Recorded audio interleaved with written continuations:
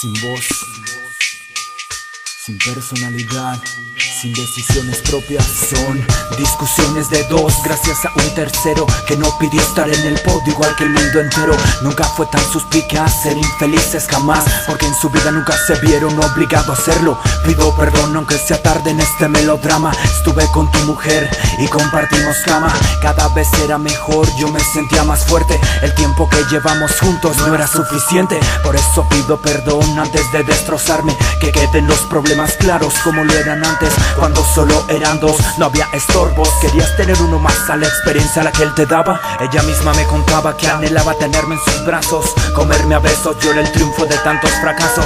No sé qué pasa, te muestras tan indiferente. Ya no me hablas, solo te escucho gritar constantemente. Ya no hay excusas, lo hecho está, no puedo defenderme. Ninguno de ustedes dos no saben qué sucede. Se echan la culpa entre dos y el otro lo transgrede. No mencionamos edades sino educación de padres. Ella ha vivido ilusionada como siempre. Tú siempre has tomado su ilusión hacerse transparente. Pero perdón, típico estúpido influenciado por amigo. No tiene decisiones propias, está perdido. Le gusta la vida fácil, en él mismo se comprende. Quiere ser como todos, su autoestima de otros depende. Pero se ofende el chico si su padre es un irresponsable, yendo putas a su casa, haciendo cenas deplorable. En cambio los vecinos dicen ese esposo amable, la pareja feliz y respetable.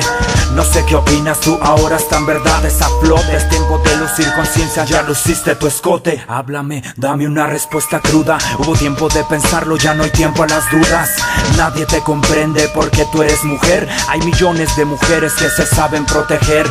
Claro que mañana no sé si respire limpio. Del futuro no se sabe, en el presente está la llave. Hay miles que están envueltos en el mismo rollo. Nadie nace siendo máster, todos están en desarrollo. Más increíble que tuvieron que escucharlo de mí, pues sentí que esto iba a servir de experiencia. Y sí, disculpen el discurso incómodo, escucharon, sentí la necesidad de hablarles, padres. Gracias por dejarme vivir.